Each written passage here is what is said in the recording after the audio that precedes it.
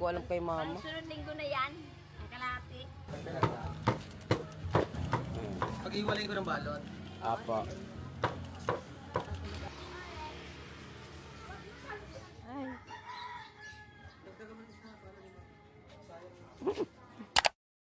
Hi mga mama, welcome back to my channel. So for today's video, andito tayo sa bahay sa may Parañaque. And ayan, na-miss ko tong bahay. Kaya rin ako umuwi dito kasi revenue day. Alam niyo naman pag revenue, umuwi talaga ako kasi nagbibigay ako kay la mama. Ayoko naman kasi yung mag-i-gcash ko na lang sa kanila kasi parang ang nonsense. Siyempre, maganda pa rin pag inabot mo yung kay mama, yung pera is personal, di ba? Kasi mas na-appreciate mo siya. Tsaka si mama kasi walang Gcash, so parang paano yun? May stress lang si mama. So ngayon, kakatapos ka lang maligo, mag-prepare lang tayo kasi tayo ay lalabas, kakain tayo, magkakape, kasi di ba? Parang ang tagal kong hindi nakapagkape kasi simula kay Madam Ivan na ina-encourage niya kami na wag na magkape, which is ano din naman siya, parang bad influence siya sa akin. Charot. Ako kasi recently grabe ako magkape, lalo na nung nasa social go ako, grabe ako magkape. Nakakadalawa ako sa isang araw. Pero pag uwi ko dito, nung namit ko si Madam Ivan, sabi niya iwas ako magkape. Naiwas ako naman na siya. Hindi kasi maganda sa health natin yung palakapit tayo, di ba? Alam niyo naman. And hindi kasi ako pala tubig. Ngayon naman, hindi pa rin ako pala tubig. Pero, hindi na ako nagkakape. Uminom ako tubig pag nauhaw, pero hindi ko kasi kaya yung 8 glasses of water a day. Hindi ko siya kaya. And ngayon din pala, ipapayos ko yung aking phone kasi wala na. Sumuko na talaga siya. Diba yung sa mga last vlog ko, kinakabit ako lang dito ng ng masking tape kasi nga nasira yung screen pero gumagana naman siya. Pero ngayon nakakaloka, tignan nyo. Ayan, kung makikita nyo, hindi ko alam kung nakikita or hindi, pero nakikita siya, yung parang yung may something, hindi siya nakikita, pero pag tumatagal nakikita siya. Wait, papakita ko sa inyo. At pagpasensya niya rin pala kung parang may mga blink-blink kasi, yan, tunog ng aircon. Ayan, ayan. Nakikita na siya. Ayan, yung parang may mga linya-linya kasi nung naligo ko sa CR, ayan, yan. Niligo kasi ako sa CR. Nila Madam Ivan, nabasa siya ng tubig. Tapos pag after kong maligo, nag-cellphone agad ako. Tapos ko, parang may mali. Parang hindi malinaw yung screen. Yung pala, na-found out ko na, ayan na, naging na talaga siya. Ayan. Nakita niyo naman siya, di ba? Ayan, naging ganyan na siya. Pero kung matyaga naman ako, okay lang siya kasi gastos kasi siya. Magkano magpagawa nito? Siguro, nasa around 1,500 pesos or 1,000. Pambili ko na din ng pills yun. Ayan. Ganyan yung eksena niya. Tapos pag nag-cellphone ako, malabo yung mga text kasi nga, dele sa linya. Pero ngayon papagawa ko na siya kasi nga, revenue naman na. Ayoko na rin pahirapin yung sarili ko and sometimes naiirita na rin ako sa magiging matipid ko. Parang, pati ako nagsasuffer na. Ang oras na ngayon is 3:26. So, may oras pa tayo para mag-prepare. Lux Organic na niacinamide na vitamins and sunscreen. Gusto ko i-try yung yung sunscreen ni V. Cortez. Kasi siya, controversial siya. Ang dami na nagbabash, na pangit daw. Tapos, may mga iba naman, pag napapad ko sa vlog niya, maganda naman siya pag biniblend niya. Hindi ko alam kung bakit sa iba hindi nila gusto. Sa kanya naman okay naman. Tapos kasi pinapass forward niya tapos walang cut. So, doon ako napapaisip. Ba't kaya bakla ang ganda? Tapos sa iba, hindi nila gusto. Tatry ko siya next time pag naubos tong sunscreen ko. Pero ito kasi Hikari, maganda siya. Maglagay lang tayo na ito. And habang nag-prepare tayo, bago tayo lumabas, chika ko na din kayo kung ano ba talaga ang nangyari sa akin sa Siargao. Kasi, pa rin siya sa akin nakakomment pa rin siya sa vlog ko kung ano ba nangyari. Ayoko na siya sabihin.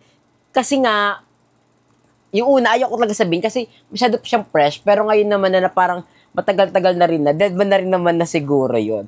Yun nga, ang nangyari sa akin sa Siargao. By the way, may nag-comment ka sa vlog ko na kasi siya, SPG. So, ilalagay ko lang dyan sa screen ko yung sinabi niya sa akin na bago ko daw sabihin to sa vlog ko, sabihin ko muna daw to. Warning for explicit content. Ayan, nilagay ko siya dyan. Kasi nga, siya, masyado siyang SPG.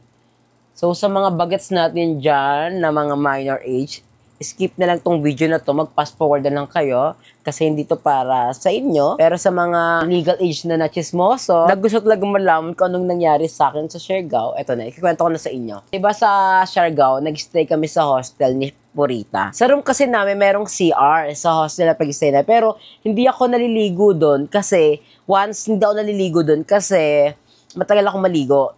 So, ayoko kasi yung, baka may mag-CR na apam, tapos naliligo ako. Nakakahiya na, ang tagal ko sa CR, tapos sila ligong-ligo na. Or, kaya ang ginagawa ko, naliligo ako sa CR na pangmaramihan, which is sa first floor yon. Sa third floor kami, tapos bababa pa ako ng first floor para maligo. Pero isang beses ko lang nagawa yon. Kasi nga, may nangyari sa akin nakakaloka, nahiya na ako. Gabi yon, gabi. Tapos naligo ako, maliligo ako, kasi nga, magbabar kami ng mga friend ko. Hiwalay kasi ang shower room sa bathroom area, hiwalay siya. So, pag mag-shower ka, sa shower room ka lang. Pag mag-earn na ka, iihe doon ka sa may cubicle. Maraming kasing doon, maraming CR, maraming mga space talaga, kaya which is maganda siya. Tapos, naloka ako kasi, yung pagbukas ko ng pintuan, mama, nakakaloka, may nakita akong merlat at otoko na gano'n. Pero, hindi siya usually na parang bongga, na parang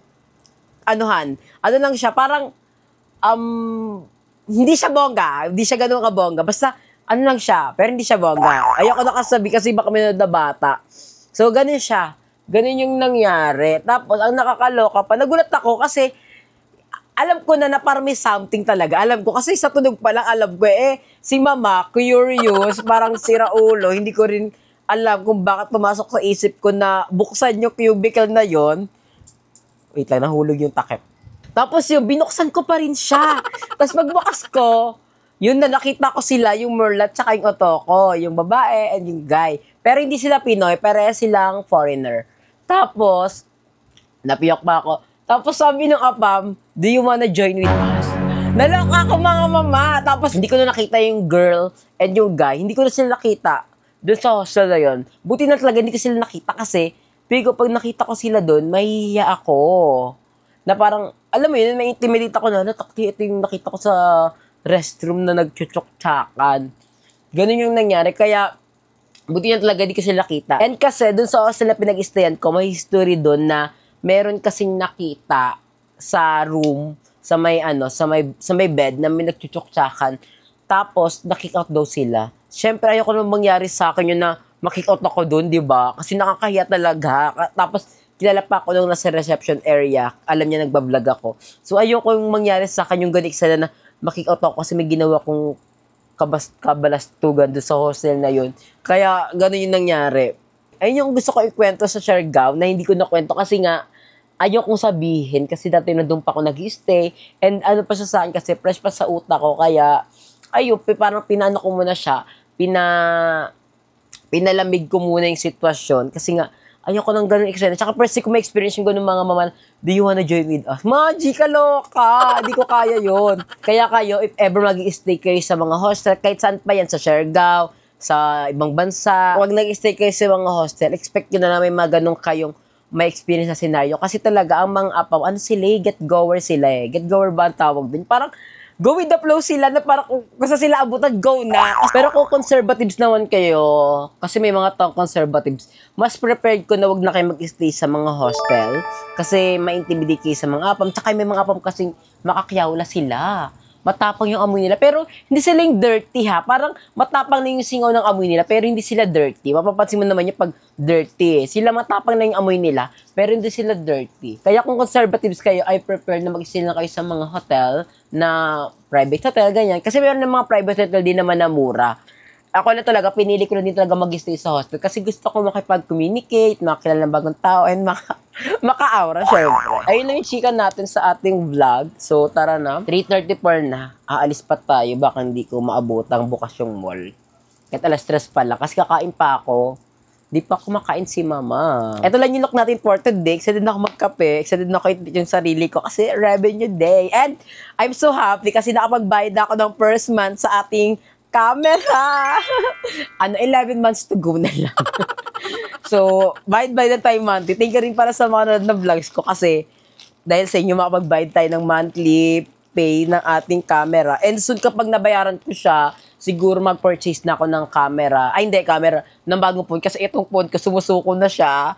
Nakita ko sa may FB na kapag iPhone 11 ang gamit mo sa 2025, you are crazy. Nakakaloka. Ano yun? Kabog. Napawaw na lang talaga ako. Napashare ako at napacomment ako ng wow. Isang order nga po ng... Ano ba yung order ko? Yung prof na... Saan yung prof niyo dyan? Yung ice blend. Okay. Isang order nga ng coffee gel. Yan, isang order. Tapos, sige, yun na nga lang muna. Isang order po. Ay, tapos, saan yung mga burger niyo?